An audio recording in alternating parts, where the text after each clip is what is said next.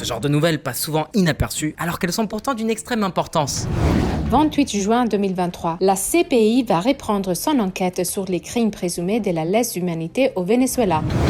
7 juillet 2023, les procureurs de la CPI cherchent à accélérer l'enquête contre la Birmanie pour les Rohingyas. Je sais pas si ça vous a marqué sur le moment, mais quand cette nouvelle en particulier est tombée, ce fut un véritable séisme médiatique.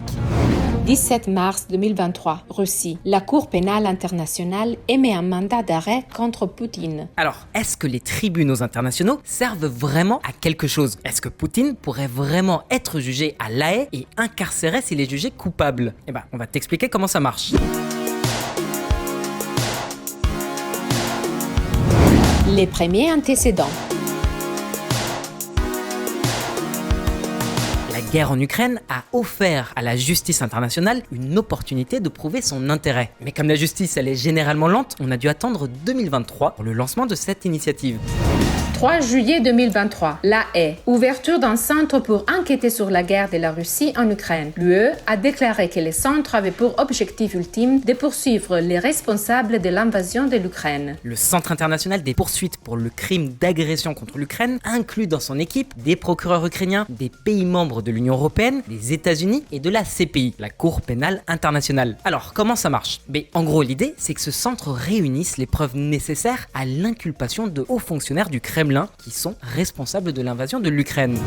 Nous ne ménagerons aucun effort pour demander des comptes à Poutine et à ses acolytes, a promis lundi la présidente de la Commission européenne, Ursula von der Leyen. Et n'allez surtout pas croire que les tribunaux internationaux, c'est un gadget d'intimidation. Ça remonte à plus d'un siècle et ironiquement, c'est la Russie qui s'était penchée la première sur cette question. C'est en 1899, à La Haye, aux Pays-Bas, que le tsar Nicolas II en personne incite la communauté internationale à organiser une sorte de conférence de la paix pour établir les modalités d'arbitrage international pour résoudre pacifiquement les conflits de l'avenir. Et ce, dans l'idée d'empêcher une guerre de se produire. Cette démarche, elle aboutit finalement à la création de la Cour permanente d'arbitrage de La Haye. 15 ans plus tard, la Première Guerre mondiale démarre. Donc ce tribunal d'arbitrage, vous pourriez être tenté de penser qu'il n'a pas servi à grand chose. Mais c'est vrai, l'expérience s'est conclue par un échec. C'est sûr que quand les tensions ont atteint un point si culminant que plusieurs pays décident de se déclarer la guerre, il n'y a rien qui pourra les arrêter dans leur projet funeste. Donc l'utilité première de cette cour permanente d'arbitrage, jusqu'à présent, elle s'est résumée à statuer sur les différents territoriaux comme les frontières maritimes ou sur la souveraineté de tel ou tel état sur des îlots. Les questions qui sont gérées par la CPA, elles sont en général de moindre importance, et ce pour une raison très claire. Les pays décident d'eux-mêmes de se soumettre à la CPA. C'est sur la base d'une soumission volontaire. Il est normal, a priori, que tout pays refuse de déléguer à un organisme externe les questions de sécurité nationale ou d'intérêts vitaux. L'un des principaux obstacles du droit international, c'est qu'il n'est pas contraignant. Il n'y a pas de police internationale qui se charge de faire respecter les dispositions du droit international. Et la CPA, elle n'y fait pas exception. Donc si un pays est jugé et condamné, c'est à lui de décider s'il respecte ou non la sentence. S'il ne le fait pas, Dans le cul, l'OM, dans le cul, dans le cul. Alors, maintenant qu'on a clos ce tout petit moment beauf, est-ce que ça veut dire pour autant que la justice internationale ne sert à rien ? Pas vraiment, parce que depuis l'appel à la création d'un système juridique international de Nicolas II en 1899, plusieurs procédures ont quand même abouti. Et elles sont très symboliques. Donc ces poursuites pour crimes de guerre, Poutine a quand même de bonnes raisons de s'en inquiéter. Allons-y, point par point. Les dégâts engendrés par la Première Guerre mondiale sont immenses. Ce qu'on peut vous dire, c'est que lorsque cette guerre a pris fin, les pays belligérants ont signé en 1919 un traité de paix, le fameux traité de Versailles. Et en signant ce traité, pour la première fois de l'histoire de l'humanité, les États se sont mis d'accord pour juger tout État responsable d'une agression sur un autre État. Ce sont les articles 227, 228 et 230. Article 227. Les puissances alliées et associées mettent en accusation publique Guillaume II de Hohenzollern, ex-empereur d'Allemagne, pour offense suprême contre la morale internationale et l'autorité sacrée des traités. Article 228. Le gouvernement allemand reconnaît aux puissances alliées et associées la liberté de traduire devant leurs tribunaux militaires les personnes accusées d'avoir commis des actes contraires aux lois et coutumes de la guerre. Article 230. Le gouvernement allemand s'engage à fournir tout document et renseignement, de quelque nature que ce soit, dont la production serait jugée nécessaire pour la connaissance complète des faits incriminés, la recherche des coupables et l'appréciation exacte des responsabilités. Alors, le bilan de ces tribunaux, il n'a pas été exceptionnel. Il y a bien eu quelques procès, mais aucune condamnation. En fait, les pays alliés de la Triple Entente, c'est-à-dire la France, le Royaume-Uni et l'Empire russe, voulaient surmonter le plus rapidement possible les tensions avec la toute jeune République de Weimar qui remplaçait l'Empire allemand. Donc, il n'y a pas eu de condamnation des responsables de la Grande Guerre côté allemand. Alors, deux précisions quand même. La Première Guerre mondiale, c'est pas les gentils contre les méchants. Il y a aussi des responsabilités du côté des vainqueurs. Mais ils vont pas s'auto-juger, c'est logique. Et deux, s'il n'y a pas eu de condamnation individuelle des responsables du côté des vaincus, les vainqueurs ont quand même imposé à l'Allemagne, la principale perdante, d'énormes pénalités financières. Celles-ci, même si elles n'ont été payées qu'en partie, ont énormément pesé sur la société allemande et ont contribué à l'effort du national-socialisme, aka le nazisme. Donc, on fait un saut dans le temps. On est en 1945, à la fin de la Seconde Guerre mondiale. Les crimes nazis sont si atroces, si odieux, que la communauté internationale se rend compte de la nécessité impérative de former des tribunaux spéciaux pour les juger. Les accords de Londres, signés en 1945, permettent l'organisation d'un tribunal militaire international qu'on connaîtra plus tard sous le nom du procès de Nuremberg. C'est au cours de ce procès qu'on explore pour la première fois les concepts de génocide et de crimes contre l'humanité. Alors, la genèse de ces concepts, c'est une histoire extraordinaire qui vous est racontée dans ce livre, Retour à Lemberg de Philip Sands, que je vous recommande vraiment. Bref, maintenant que la Seconde Guerre mondiale est finie, c'est la guerre froide qui démarre. Est-ce que la justice internationale allait enquêter sur les crimes de la Stasi en Allemagne de l'Est, sur l'invasion de la Tchécoslovaquie par le pacte de Varsovie, sur les opérations de déstabilisation en Amérique latine par la CIA ou sur l'invasion US du Vietnam? Bah évidemment que non. En fait, en 1945, la toute jeune Organisation des Nations Unies avait créé la Cour internationale de justice, la CIJ, qui permettait de régler les conflits juridiques entre États. En revanche, le principe de l'arbitrage, il n'avait pas évolué, tout comme la CPA, la Cour permanente d'arbitrage. Les décisions rendues par la CIJ, la Cour internationale de justice, n'étaient pas contraignantes. C'était aux États d'accepter de s'y soumettre. Évidemment, le risque que ça ne serve à rien est énorme. Si un pays a volontairement enfreint le droit international pour la poursuite de ses propres intérêts, il y a peu de chances qu'il accepte d'appliquer la décision de la CIJ si elle dessert ses intérêts. Dans l'immense majorité des cas, ça s'est conclu comme ça. Un pays est condamné et n'applique pas la décision rendue par la CIJ. Un bon exemple, c'est celui des USA qui ont refusé de reconnaître la compétence de la CIJ entre 84 et 86 pour juger l'aide nord-américaine aux Contras, des rebelles qui luttaient contre le pouvoir sandiniste au Nicaragua. D'ailleurs, depuis qu'ils ont été jugés coupables et condamnés, les USA se sont même retirés de l'accord de juridiction de la CIJ. Surtout qu'une des dispositions que l'ONU avait prises pour assurer le bon fonctionnement et l'efficacité de la CIJ, c'est que dans les cas de force majeure, le Conseil de sécurité des Nations Unies pourrait délibérer et faire appliquer les résolutions du tribunal. Or, comme à l'époque, et c'est encore le cas aujourd'hui avec la Russie, les USA et l'Union soviétique avaient tous les deux le droit de veto. Donc, dans un contexte de guerre froide, dans lequel tout opposait les deux adversaires, évidemment que cette instance de justice ne statuerait que sur les conflits mineurs. Et ce fut la guerre durant presque 50 ans, jusqu'à la guerre de Yougoslavie. Alors ce sujet, on l'a déjà abordé dans plusieurs vidéos. Mais en gros, les Serbes, les Bosniaques et les Croates se sont affrontés dans une guerre meurtrière, durant laquelle plusieurs crimes atroces ont été commis. La situation était d'une telle gravité qu'en 1993, le Conseil de sécurité des Nations Unies créa un tribunal spécial, le Tribunal pénal international pour l'ex-Yougoslavie, spécifiquement chargé de juger les responsables de crimes contre l'humanité. Un an plus tard, le génocide rwandais démarrait et devenait l'un des nettoyages ethniques les plus dramatiques de l'histoire de l'humanité, avec près d'1 million de morts, soit 70% de la population Tutsi exterminée. Et tout comme pour l'ex-Yougoslavie, le CSNU, le Conseil de sécurité des Nations Unies, a établi un tribunal pénal international pour le Rwanda. Dans le tribunal pour l'ex-Yougoslavie, 90 hauts responsables civils et militaires ont été poursuivis. Dans le tribunal pour le Rwanda, 61 personnes ont été poursuivies. Au final, le colonel rwandais Théoneste Bagosora, qu'on désigne comme l'artisan du génocide rwandais, et le premier ministre de l'époque, Jean Kambanda, ont tous les deux été jugés coupables et condamnés à de très lourdes peines de prison. Eux et d'autres membres du gouvernement rwandais, de l'armée et de l'appareil d'État. Pour ce qui est du tribunal pour l'ex-Yougoslavie, Slobodan Milosevic, l'ancien président de la Fédération yougoslave, et Radovan Karadzic, le président de la Serbie, ont tous les deux été condamnés, ou ils allaient l'être parce que Milosevic est mort en prison avant que le procès ne s'achève.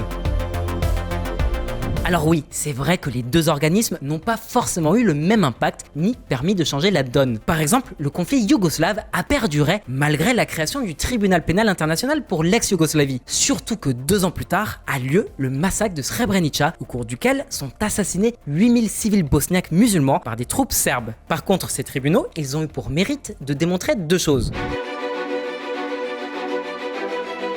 Que pour dissuader toute entreprise néfaste, comme déclencher une guerre ou un nettoyage ethnique, et pour garantir que la justice soit faite, plutôt que de compter sur des cours d'arbitrage, il valait mieux instaurer des tribunaux permanents spécifiques à chaque cas, comme ce fut le cas par exemple pour le Rwanda et l'ex-Yougoslavie. Pour être réellement efficace, la justice internationale a besoin d'une cour indépendante, un tribunal qui soit en mesure de déclencher des poursuites unilatéralement sans devoir rendre de compte et dont les peines prononcées soient contraignantes. Et c'est avec cet objectif en tête et à la demande des Nations Unies qu'une conférence a été tenue en 98 en Italie et au terme de laquelle les États participants ont signé le traité de Rome qui officialise en 2002 la création de la Cour pénale internationale, la CPI. Son fonctionnement, il est très différent de celui des autres tribunaux internationaux. Alors oui, la CPI peut aussi traiter les dossiers que lui auront renvoyés le Conseil de sécurité des Nations Unies ou l'Assemblée générale. Mais surtout, la CPI peut décider d'elle-même d'enquêter sur ce qui lui semble pertinent. Elle ne dépend donc plus de l'ONU ou de toute autre puissance qui souhaiterait exercer sur elle une quelconque influence. C'est un énorme bond en avant pour l'indépendance de la justice internationale. Alors, est-ce que la CPI pourrait réalistiquement engager des poursuites contre les responsables russes de la guerre en Ukraine? Et surtout, est-ce qu'on peut espérer voir ces investigations aboutir à des condamnations? Un cul-de-sac, vraiment? À la base, toutes ces histoires de justice internationale, ça part d'un bon sentiment. Mais en bout de course, aucun pays n'a vraiment envie de voir une organisation étrangère se mêler de ses affaires internes. D'où ce genre de gros titres. 22 mai 2014. La Russie et la Chine opposent leur veto à une mesure de l'ONU visant à renvoyer la Syrie devant un tribunal pénal international.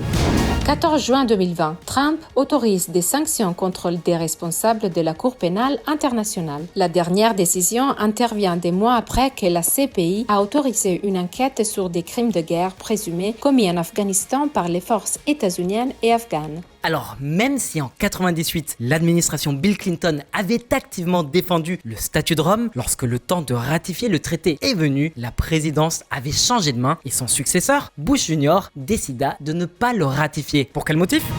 Vous savez, alors que les États-Unis s'efforcent d'apporter la paix dans le monde, nos diplomates et ou nos soldats peuvent être traînés devant ces tribunaux. Et c'est très troublant pour moi. George W. Bush. Alors, on vous parle des USA, mais ça vaut pour tout plein d'autres pays. La Chine populaire, la Russie, l'Inde, Israël, la Turquie, tous ont refusé de signer ou de ratifier le traité de Rome. Donc, à l'heure actuelle, les pays dans lesquels le traité de Rome est en vigueur, ils sont en vert sur cette carte. Autrement dit, la Cour pénale internationale a le mérite d'exister, mais actuellement, aucune grande puissance ne reconnaît sa compétence. Or, il y a quand même un mécanisme pour enquêter sur les États qui n'avaient pas ratifié le statut de Rome. En fait, le Conseil de sécurité des Nations Unies pouvait envoyer des demandes d'instruction à la CPI. Mais les puissances membres permanentes du CSNU, les USA, la Chine et la Russie, ont aussi le droit de veto. Elles peuvent donc faire barrage à une décision d'instruction par la CPI. Mais bon, les pays qui ne sont pas membres du CSNU, ils n'ont pas le droit de veto. Donc, si le CSNU décide de renvoyer un dossier à la CPI, les pays ciblés par l'enquête n'auront pas d'autre choix que de s'y conformer. Donc le système de la CPI n'est pas parfait, mais il fonctionne malgré tout pour certains pays. À ce jour, le tribunal mène 17 enquêtes en parallèle. D'abord pour crimes de guerre en République démocratique du Congo, en Ouganda, en Libye et au Soudan, mais aussi pour crimes contre l'humanité en Afghanistan, au Venezuela et dans les territoires palestiniens. Même que dans le cadre de ces enquêtes, le tribunal a émis des mandats d'arrêt internationaux. Il se trouve que la Russie est sous le coup d'une double investigation. D'abord, évidemment, pour les crimes de guerre commis en Ukraine, mais aussi pour l'intervention militaire de 2008 en Géorgie. Alors, est-ce que Poutine a réellement quelque chose à craindre de la cour de La Haye? On te raconte. Un billet Kiev-La Haye, s'il vous plaît? L'invasion de l'Ukraine a déclenché 2 procédures judiciaires internationales. L'une ouverte le 26 février 2022 devant la Cour internationale de justice, où l'Ukraine dénonce la Russie et demande la protection des citoyens ukrainiens contre un éventuel génocide. Le 16 mars 2022, cette Cour a statué que la Russie devait immédiatement suspendre les opérations militaires spéciales. Évidemment que la Russie n'en a pas tenu compte. L'autre procédure en cours, c'est la plainte déposée devant la Cour pénale internationale. Et ce n'est pas une plainte qui a émané du cabinet de Zelensky, mais du procureur de la CPI, Karim Khan. En fait, la Lituanie, l'Albanie, l'Australie, l'Autriche, la Colombie, le Costa Rica et la Finlande, entre autres, lui ont demandé d'enquêter sur les agissements russes en Ukraine. Cette enquête, elle est très particulière. Déjà, en plus de s'attarder sur la personne de Vladimir Poutine, elle s'intéresse aussi au rôle qu'a joué Maria Alexeyevna Lvova-Belova, la commissaire russe aux droits de l'enfant. Tous deux sont accusés d'être les cerveaux derrière une opération de déportation illégale d'enfants des zones occupées d'Ukraine vers la Fédération de Russie. Fermez les guillemets. 3 juillet 2023, Moscou affirme que 700 000 enfants des zones de conflit ukrainiennes sont à présent en Russie. Mais si la Russie n'a pas ratifié le statut de Rome, alors pourquoi est-elle ciblée par une enquête de la CPI ?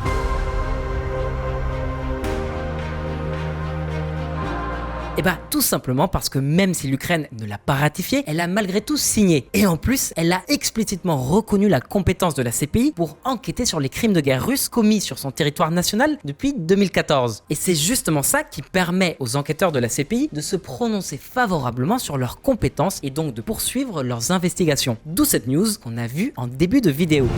17 mars 2023, Russie. La Cour pénale internationale émet un mandat d'arrêt contre Poutine. Alors, est-ce que ces accusations ont des chances d'aboutir à une condamnation? Mais dur à dire.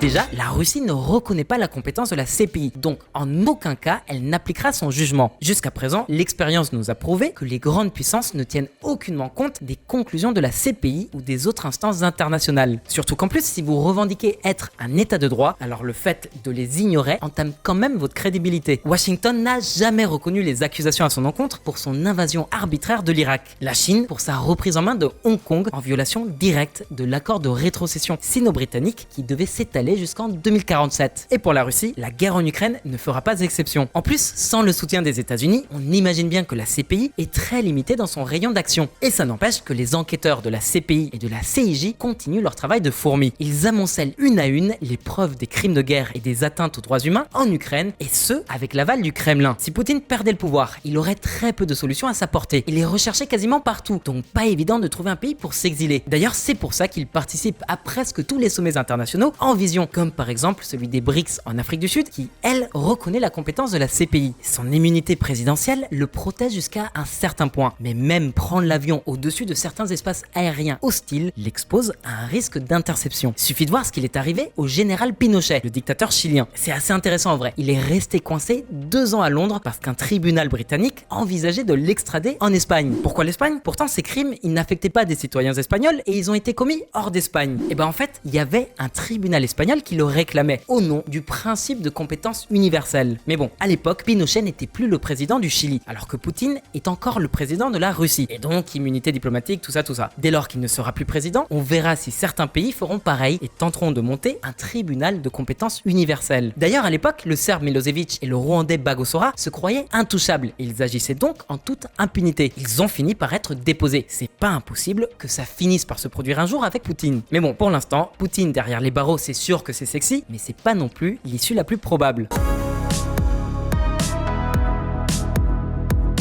Maintenant, il reste encore une question sur laquelle on doit se pencher. Est-ce que, même si cette procédure contre Poutine n'aboutit pas, ça sert à quelque chose que la CPI continue sa démarche? Eh bah, tout d'abord, Poutine est un dictateur très puissant. Mais ailleurs dans le monde, il y a d'autres dirigeants autoritaires beaucoup moins influents. Actuellement, la CPI ne retient en détention provisoire que 7 individus visés par des enquêtes en cours. On y trouve notamment Ali Mohamed Ali Abdalrahman, le commandant des Janjaweed, des milices soudanaises qui ont terrorisé les populations non arabes du Darfour. Il est accusé d'avoir perpétré 31 un crime de guerre. Il y a aussi Bosco Ntaganda, un ex-général du Congo Kinshasa, poursuivi pour une dizaine de crimes de guerre. Donc peut-être que Poutine parviendra à échapper à la CPI, peut-être qu'il réussira à négocier une amnistie dans le cadre d'une sortie de conflit. Mais d'autres criminels de guerre paieront quand même pour leurs actes. Et ça, c'est mieux que rien. Et puis d'autre part, la CPI a permis de pointer du doigt les abus de certains régimes. La Cour pénale internationale enquêtera sur le Venezuela pour crimes contre l'humanité. Le bureau du procureur de la Haye résoudra les exécutions extrajudiciaires, les détentions arbitraires et la torture commise sous le gouvernement de Maduro. La Cour pénale internationale reçoit plus de 2000 témoignages des victimes dans le cadre d'enquêtes pour crimes contre l'humanité. Programme vénézuélien d'éducation-action sur les droits de l'homme. Sacré paquet, hein? Voilà, on a tout dit. Maintenant, c'est à toi de t'exprimer. Que penses-tu de l'intérêt des tribunaux internationaux? Est-ce un outil efficace pour garantir l'ordre universel ou est-ce un simple artifice? Poutine sera-t-il mis un jour derrière les barreaux? Merci beaucoup de nous avoir regardés jusqu'au bout. On espère que cette vidéo vous a plu. Si c'est le cas, abonnez-vous, partagez et likez. Et à bientôt pour plus d'actu sur le monde. Et rappelez-vous, la justice sans la force est impuissante, la force sans la justice est tyrannique. Tchuss!